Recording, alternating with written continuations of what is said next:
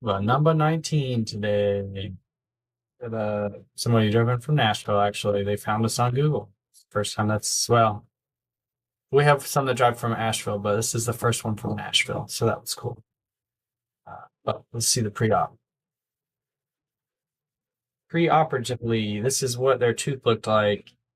Saw two different dentists in Nashville. Both of them said it needed a crown. She came to see me. I also said it needed a crown. Um, so we're going to do a crown. The reason she chose to come to us is because we can do same day zirconia. So zirconia is a type of metal that is tooth colored. So really you get the best of both worlds because it's pretty, it looks nice because it's colored like a tooth. But it's also very, very strong. About 1200 megapascals for half a millimeter of the material, which is crazy because like 5 years ago, the best they could do was about 600 megapascals of strength for a millimeter of Emax. So you're over, you're right at twice the strength at half the clearance, which is pretty cool. Makes my life a lot easier. And I'm surprised more dentists have not switched to zirconia, but we certainly have.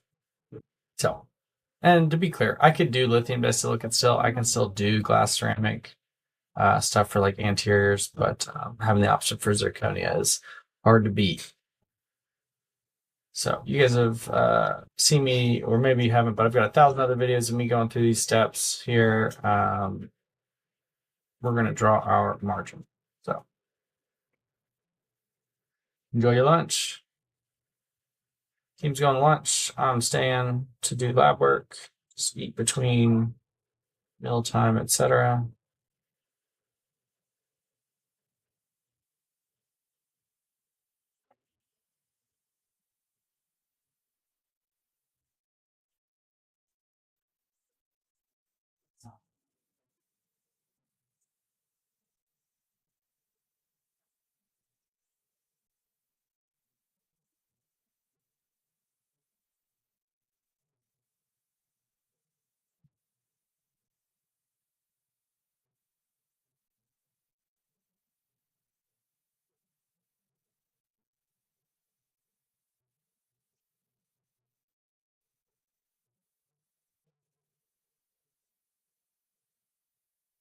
Anytime I see a contact stick out like that, I'm always afraid, but we'll be okay.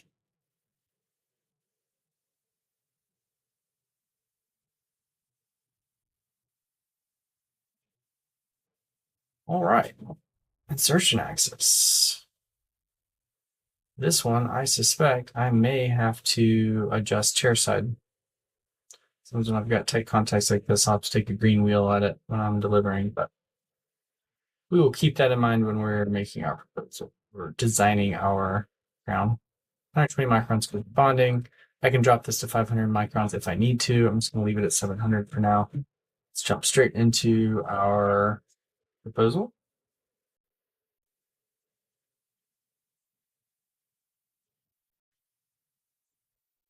There we go.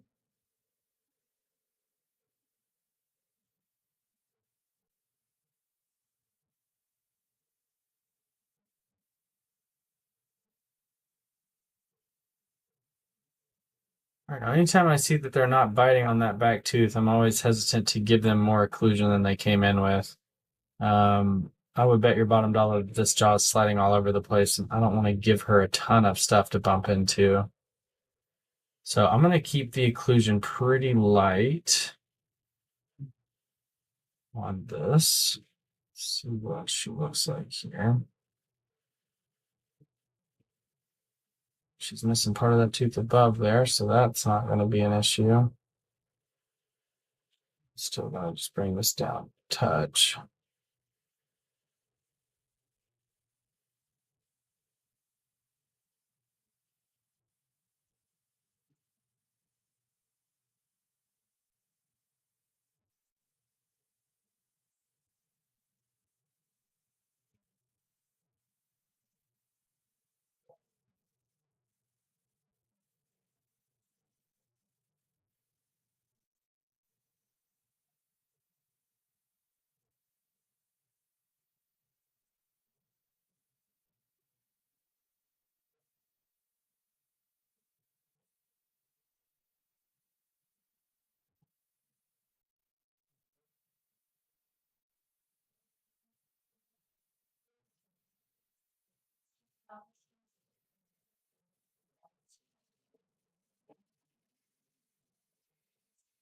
This is baiting me. Gasket tricky. Don't want that to be that tall. I want that upper cusp to have room to slide because that, I mean, you can see how much wear and tear she's got on that tooth, and it's saying that, yeah, she's sliding to get into contact there. So we're gonna have to be really careful.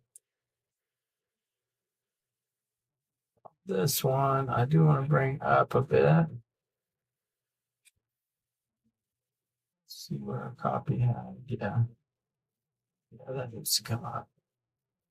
It'll get worse before it gets better, but we'll fix it here in a minute.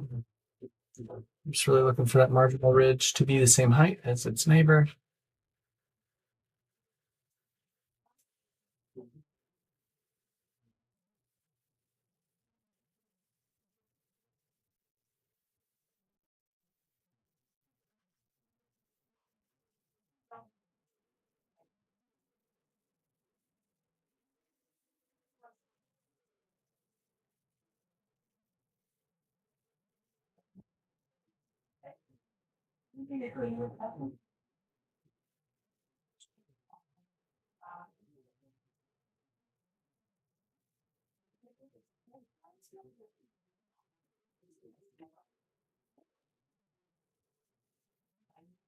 Double turquoise we like.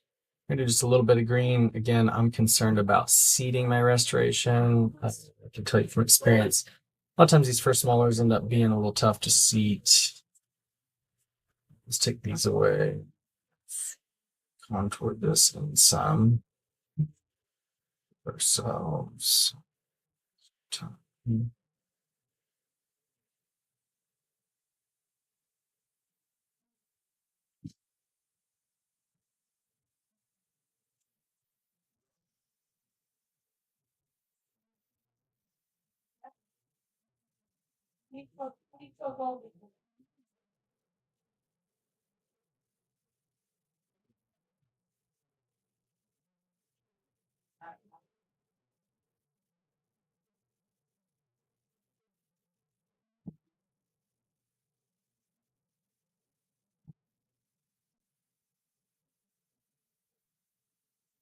I regret that later, but I'm gonna beat that up just a little bit like I did.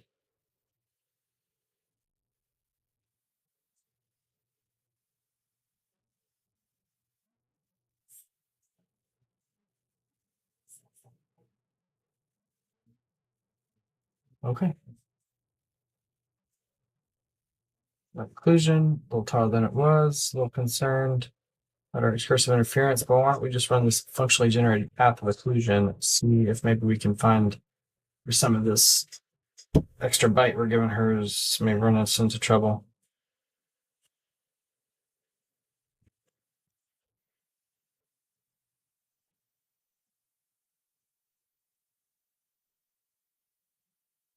Okay.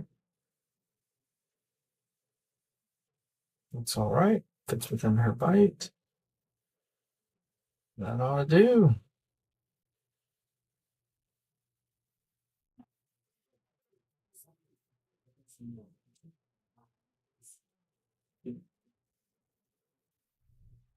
It's good to me.